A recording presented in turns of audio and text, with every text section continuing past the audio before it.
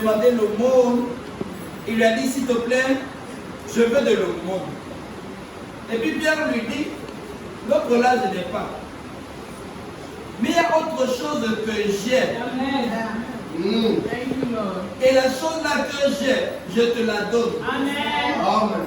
Et il n'a pas envoyé sa main dans la poche. Il a dit, je te donne quelque chose. Mais il n'a pas envoyé la main dans la poche. Il lui a transmis quelque chose par la parole. Amen. Donc, en disant ce qu'il disait, est arrivé. Amen. L'homme est devenu ce qu'il a dit. Amen. Et la parole de Dieu a le pouvoir de faire de nous ce dont il est en train de parler. Amen. Et la parole que nous recevons nous transforme, nous devenons. La parole devient chair. La parole prend forme à nous. Notre vie prend la forme de la parole que nous avons reçue. Ça veut dire que quelqu'un ici ce matin qui reçoit la parole de Dieu est transformé par cette parole. Amen. Quelqu'un ici ce matin qui reçoit la parole de Dieu passe au niveau de la parole de Dieu. Amen. Amen.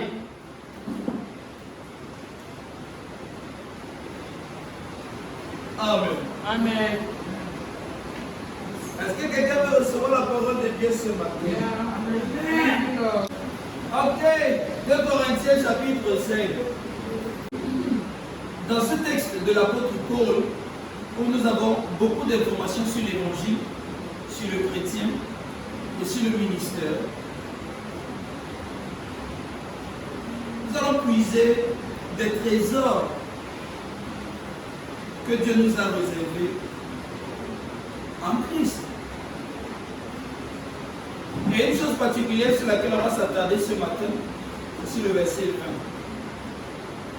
1. Je prie que Dieu vous donne de la compréhension spirituelle et que vous puissiez cerner quelle est la pensée de Dieu vous concernant. Amen. Il est important de noter que lorsque nous sommes arrivés sur la terre, nous avons appris à nous identifier, à nous voir et à nous considérer avec ce qui est dit de nous sur terre et avec ce que nous avons trouvé dans notre société. Et comme j'ai l'habitude de le dire, un homme n'a pas la capacité de définir un homme. Cela veut dire qu'il n'y a aucune institution sur la terre qui est mandatée pour définir l'identité d'un homme et lui permettre de comprendre son véritable être, sa véritable nature. C'est pour ça que l'évangile de Jésus-Christ n'est pas simplement pour les chrétiens, mais c'est pour chaque être humain. Amen. Parce qu'il s'agit de l'homme que Dieu a aimé en Christ et de l'homme que Dieu est devenu en Christ pour sauver l'homme qu'il a aimé. Donc il s'agit des hommes, il ne s'agit pas simplement des chrétiens. Amen. Amen.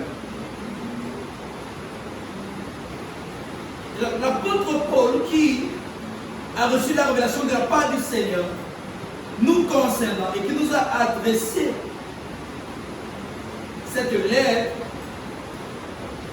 nous fait comprendre l'amour de Dieu qui nous a été manifesté en Jésus-Christ, notre transformation, notre régénération. Nous sommes devenus de nouvelles créatures.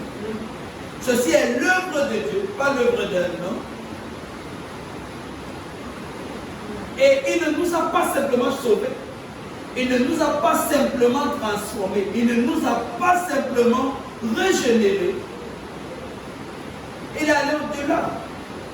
La plupart du temps, les chrétiens sont focalisés sur ce de quoi ils ont été sauvés. Et qu'on n'a même pas bien compris ce de quoi ils ont été sauvés, ils s'y sont limités. Je suis sauvé du péché, de la mort et de l'enfer. Ok. Pourquoi? Et après quoi? après être sauvé, qu'est-ce qu'il y a dans l'agenda de Dieu? Et quelqu'un te dira, parti au ciel.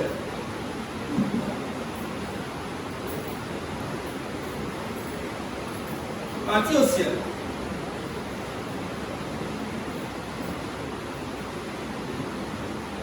Dans le verset 20, l'apôtre Paul dit, nous faisons donc les fonctions d'ambassadeurs. Oh! Donc il ne nous a pas simplement sauvés, il ne nous a pas simplement régénérés, il ne nous a pas simplement rachetés. Désormais, il nous a inclus dans son gouvernement. Amen. Amen. Je dis ceci. Dieu Tout-Puissant, qui nous a aimés en Jésus-Christ, et qui, dans son amour, nous a unis à lui-même, nous a régénérés afin de nous des nouvelles créatures. Et ceci, sans que nous puissions contribuer même un seul kobo. Ok? Ça veut dire que notre salut, nous n'avons pas contribué à ça. Amen. Dieu nous a sauvés sans que nous contribuions dans ce salut-là. Et non seulement il nous sauve, il fait de nous de nouvelles créatures recréées en Jésus-Christ.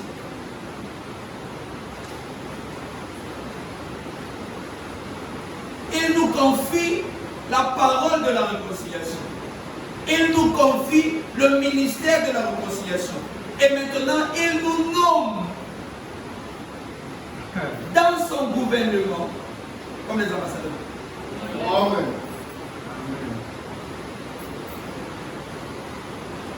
Si vous continuez comme ça, je ferme ma vie.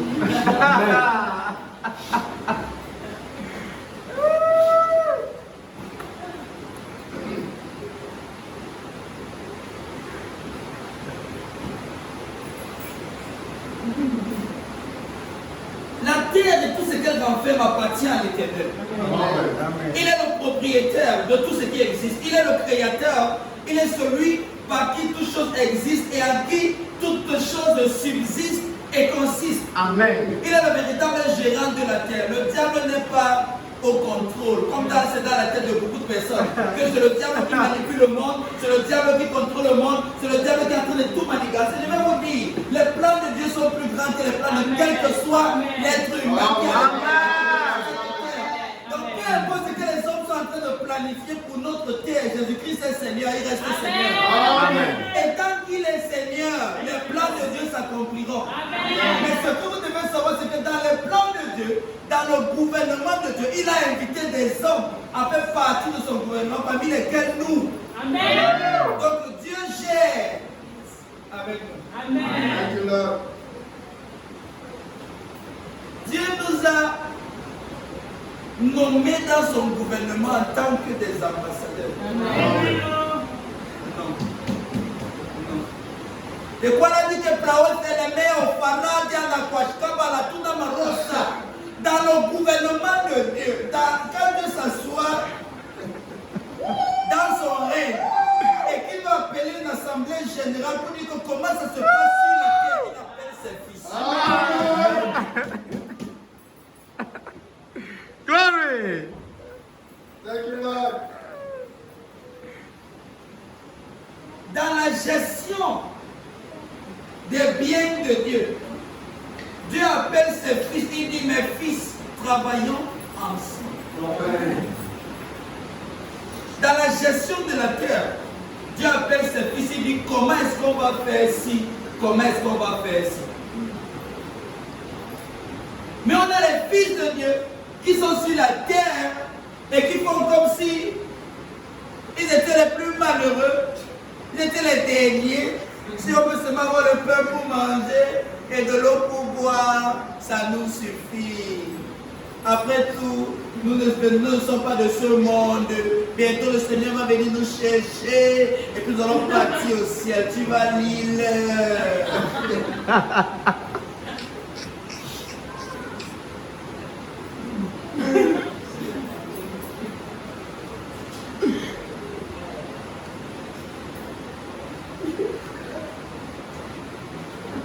dit que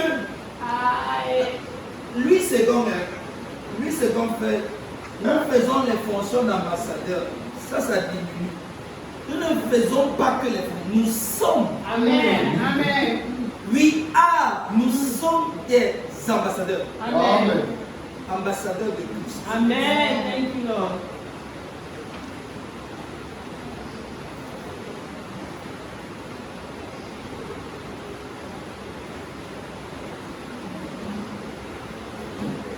Lorsque sur notre planète Terre, lorsque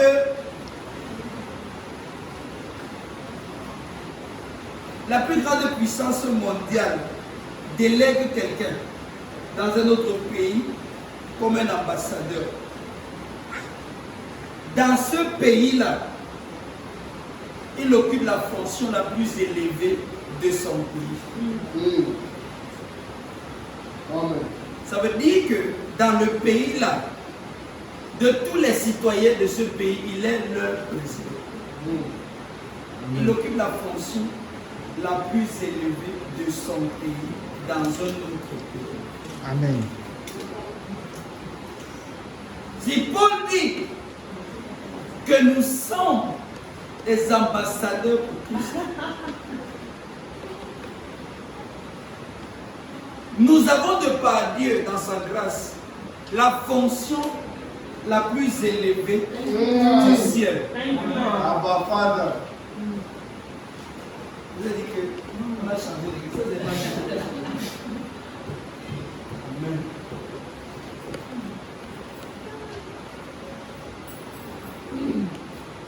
Nous occupons la fonction la plus élevée du ciel. Amen. Thank you, Lord Jesus. C'est de Dieu. Amen. Amen.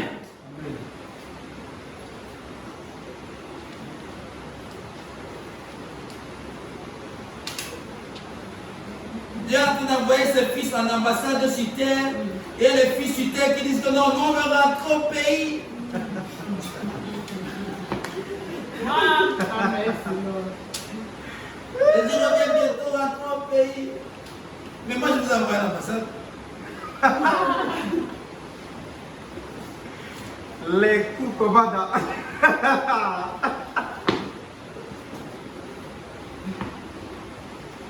Un ambassadeur, c'est un officiel diplomatique envoyé dans un pays étranger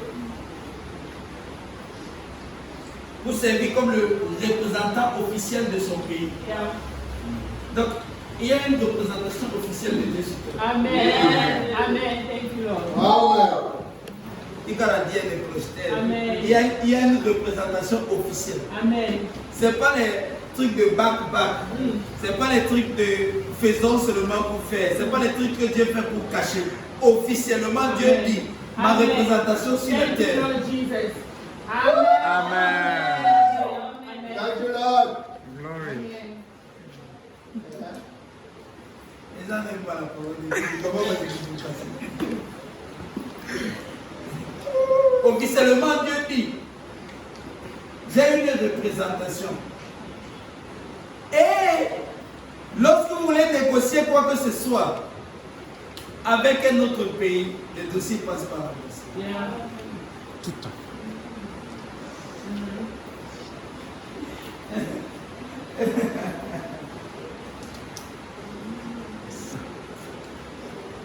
Je vais faire comme si vous comprenez.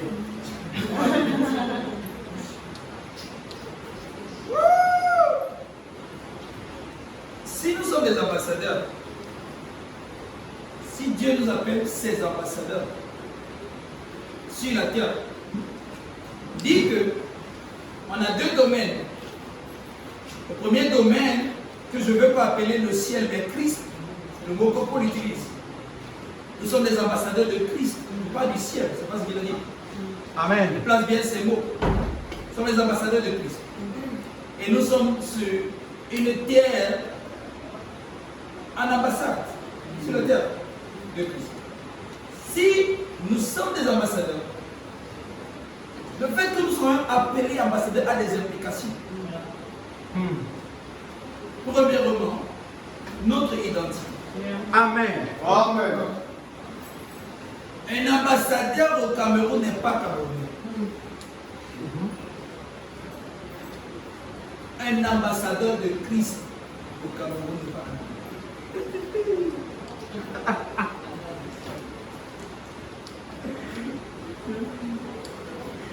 Son identité vient de sa terre d'origine, vient de son pays d'origine. Ainsi,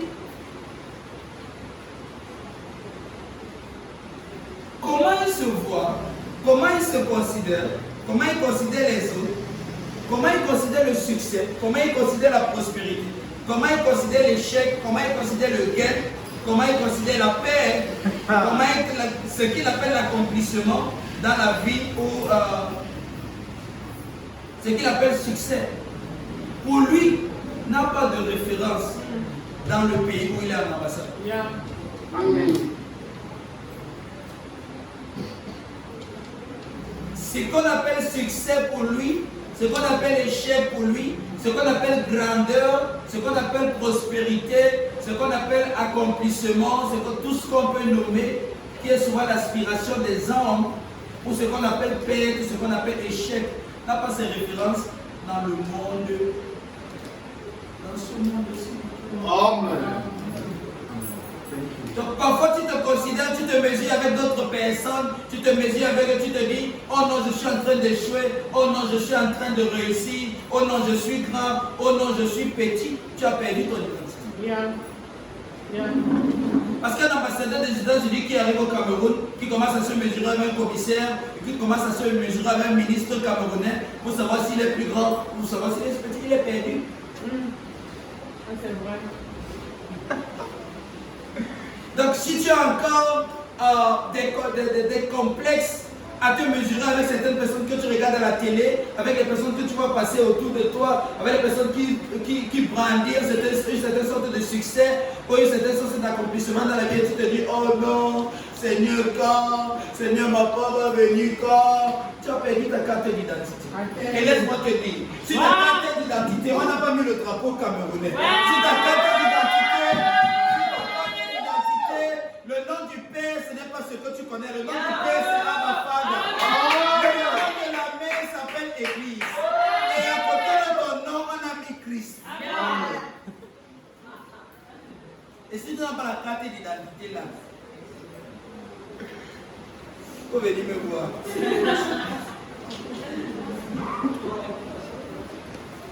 Un ambassadeur ne s'identifie pas avec la terre tout autour de lui et se dit, oh vraiment, est-ce que.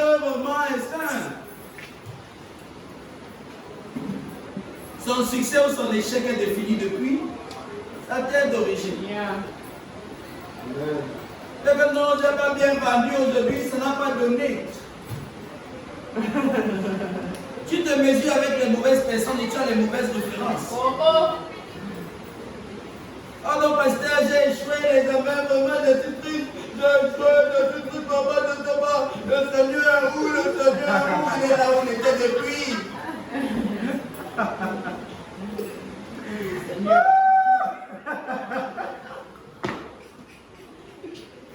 Glory to God. Et tu ne te lèves pas parce que tu as passé l'examen, tu dis, oh là, j'ai réussi dans la vie, j'ai réussi dans la vie. Notre succès, notre échec ne va définir par ça. Amen.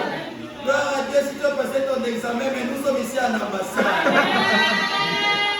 Amen. Notre vocation est plus grande que ton examen.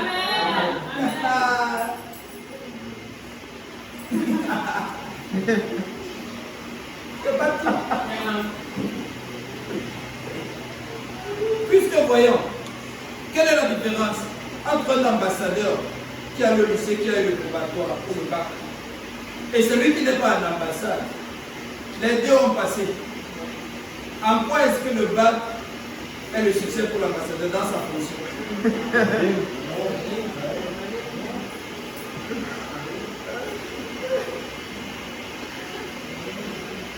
Nous sommes ici, nous ne sommes pas d'ici. Amen. Et si tu n'apprends pas à reconnaître que tu as une origine plus profonde, tu n'apprends pas à reconnaître que tu as une origine plus profonde que ce monde-ci, ce monde va te limiter. Ce monde va te limiter. Donc, la deuxième chose que je vais dire, C'est sur l'origine de l'ambassadeur. Si nous sommes des ambassadeurs, ça veut dire que nous ne sommes pas d'ici. Amen. Puissons-nous apprendre à nous détacher des choses de ce monde. Puissons-nous apprendre à nous rendre compte que nous ne sommes pas d'ici. Nous venons de plus loin. Amen. Oh Seigneur, donne-moi comprendre. Amen. Thank you, Lord. Nous ne sommes pas d'ici. Amen. Nous venons de plus loin qu'ici. Amen. Nous venons de Dieu. Amen. Je dis que nous venons de Dieu. Amen. Et ça veut dire beaucoup de choses. Ça veut dire que tu n'es pas seulement né, tu as été envoyé. Amen. Oh, glory. Tu n'es pas seulement né, tu as été envoyé. C'est deux choses différentes. Amen. Amen. Si tu étais seulement né, c'est que ces deux personnes qui avaient voulu avoir un enfant, ils ont dit bon, vraiment, il faut qu'on ait quand même un enfant. On va lui donner le nom qu'on peut lui donner, il sera dans la maison. Et si tu étais envoyé, ça veut dire que papa a pris le temps, le père de Abba, il a pris le temps de structurer, d'organiser le monde et dit ok, je dois arranger le monde si pour qu'il y ait ça, il y ait ça, il y ait ça, il y ait ça, il y ait ça. Pour que quand mon fils va arriver, tout ça soit disponible. Thank you, Father. Amen. Amen. Donc le Père a préparé ta venue, Amen. il a préparé ta mission. Amen. Avant quand même. Amen. Ça veut dire aussi qu'on ne manque de rien. Amen. On a tout ce qui nous est nécessaire Amen. sur cette terre. On ne manque de rien.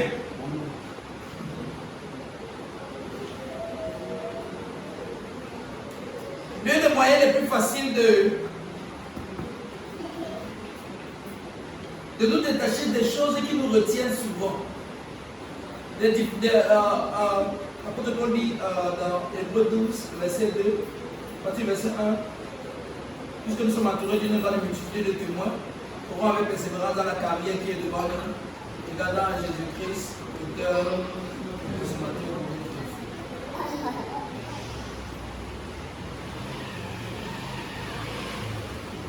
Courons avec persévérance dans la carrière qui est devant nous, en laissant le péché qui se saisit facilement de nous. L'un des moyens de se détacher, par exemple, des choses que tu as l'impression que ça te retient beaucoup en tant qu'enfant de Dieu, et que ça t'empêche d'évoluer dans la course, dans ta course avec le Seigneur. Simple chose. Reconnais que tu viens de plus loin que ça. Amen. Amen. Amen. Que ton origine est plus profonde que ça. Amen. Amen. Ça perd son emprise. Oh, Father. Les choses qu'on croit avoir de l'influence sur nous ont simplement de l'influence sur nous parce que nous croyons qu'elles ont de l'influence sur nous. Amen. Et nous reconnaissons, nous sommes libérés de ces choses en reconnaissant que quelle que soit la chose, elle n'a pas d'emprise sur nous. Amen. Si tu apprends à reconnaître ça, ça te libère. Si tu apprends à reconnaître que par exemple, tu es mort au péché, comme l'apôtre Paul nous le dit, que le péché ne domine plus dans vos corps. Pourquoi? Il ne dit pas que parce que vous devez combattre contre le péché. Non.